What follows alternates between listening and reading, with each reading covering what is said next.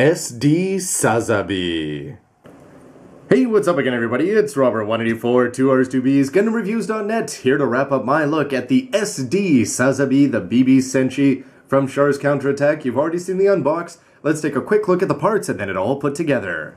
From the plates there, you'll see that I did a little bit of painting, as you'll see in a moment, as you've got the head, the arms, the shoulders looking good there to go along with the shield, the huge beam tomahawk, and the beam shot rifle.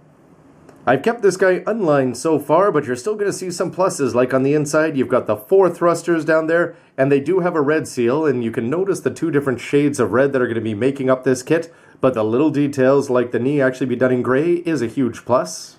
It's got an action-based connector there, and the hips are going to be swept back. A little disappointing that you're not going to be getting any color there. But then again, they're not going to be rotating up anyway. The big plus is just being that you've got this solid piece. So when you see it from the front there, 2 different shades of red, you've got that nice little sticker on there. You can see where it's going to attach in. But anything that you do end up seeing is going to be looking like inner frame and not just empty plastic.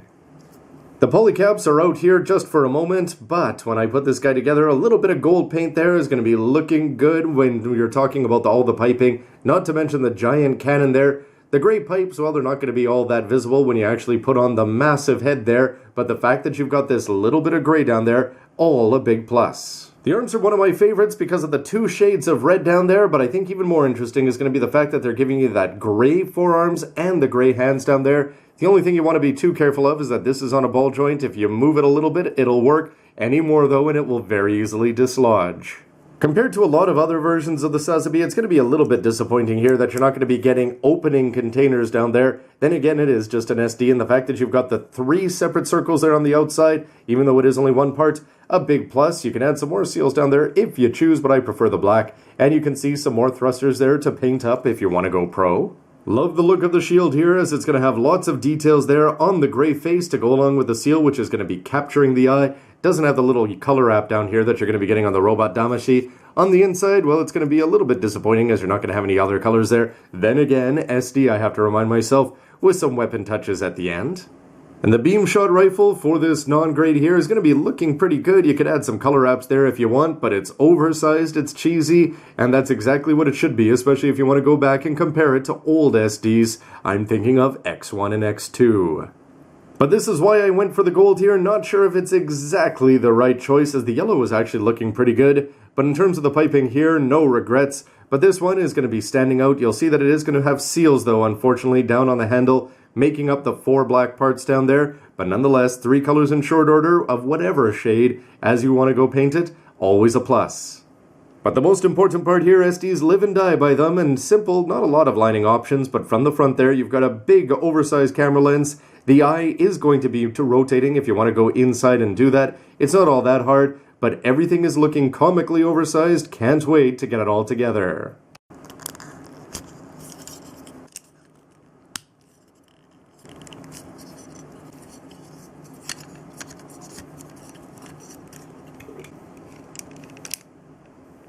And when he's all put together there, what do you think? Well, the 2 red colors, they don't necessarily pop out at you, but the fact that there is still going to be a big plus. The backpack is still visible from the front with the containers and those nice red funnels there. The shield looking good, as is the beam shot, and most importantly, the head proportions, the seals, and the gold for the piping. Everything is looking great so far. But for posability, it's going to be a little bit awkward here, as you're going to be running into trouble with the shield banging into the shoulders there. For the forearm guard, you can also have it on the back or on the front, but I think, of course, you want to have this mark visible. You can bring the shoulders forward a little bit there, so it can actually twist in front of the body all right. The arm is going to go around like this, and the elbow, well, you're going to get a tiny little bend, but nothing of importance down there. And the legs are going to be moving like this. Again, nothing too much, but hopefully enough for some cool ground poses with the neck. Really just, it's going to be turning, but it's going to be stuck going forward and back, even though it is on a dual ball joint there, because of the containers.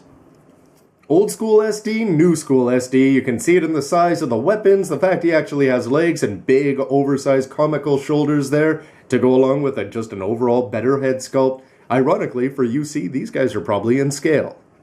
Here he is with a modern SD, as it's the Age 1 Titus there, red on red again, and you can just see that he's going to have a lot more color though in the middle here. Not natural enemies, these two would seem anyway.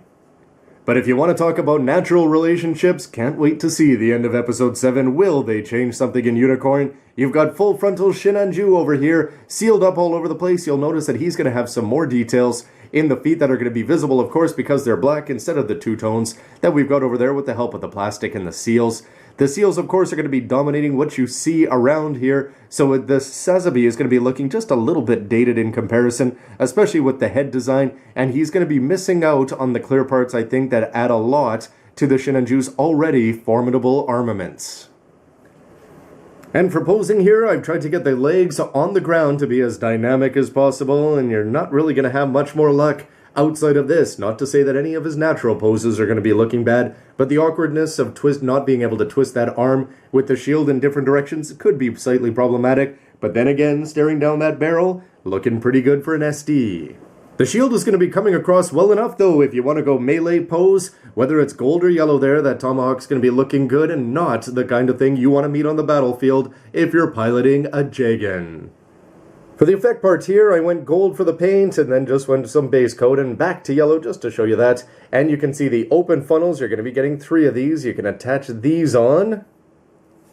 For this kind of effect, especially if you want to go aerial here with the help of a robot Damashi stage, this is to give you an idea of the original yellow there, and I think the fact that you've got the effect parts blasting out down there and blasting out there is actually going to be a big plus, and the fact you've got 3 separate red parts is a plus. You're going to have to pull this part out, which is just a little bit tricky. Ultimately, though, it might have been nice to have 2 of these so that you could have deployed all 6. Maybe he could take on the MG new version KA. For some final thoughts, well, how about the negatives? Well, when you take him out of the box, he is going to seem like he doesn't have all that many play options. Posability definitely going to be limited, but ultimately, let's get on to the positives, because there's a lot more of those. You've got 2 shades of red, big plus there, the kind of thing you never expect for SD. The fact that you're going to be getting the weapons and the effect parts is always a plus, and I think the yellow is going to be looking good. The seals are applied well. I don't think any of them detract from the actual kit, and most of them are just going to end up helping there. And the effect parts, first of all, I think the funnels look fantastic in the containers. Shield looks great, beam shot rifle looks great, and then when you send it off there, the yellow is going to be matching the seals everywhere, and that big mono eye staring down at you. This is the kind of kit that modernized SD fans of Char's Counterattack have been waiting for an awful long time, and it's the kind of thing that Bandai hopefully is going to be putting out more and more 2.0 equivalents in SD. So speaking of which, where do we go for the Sazabi Master Grade 2.0 version KA seems the logical choice. HGUC is new enough. Could we ever get a perfect grade? I'm sure there's a lot of Char fans out there. But where else could we go for the SD line? Will they continue? We're getting the high new. Will they give us a new regular new to go along with that? Maybe some more heavy weapon system options. Where else could they go with Char's Counterattack? I figure that these guys are excellent complements to the kits that you're already picking up from Unicorn out there. So the more Bandai makes while the UC bandwagon is rolling for 1 more year anyway, it seems the better. Anyway, everybody, please let me know what you think of the video, the kit, and everything else. And as always, stick around for lots more news, reviews, and everything else you can use. Thanks for watching. See ya. Nah, they couldn't do that. Could they?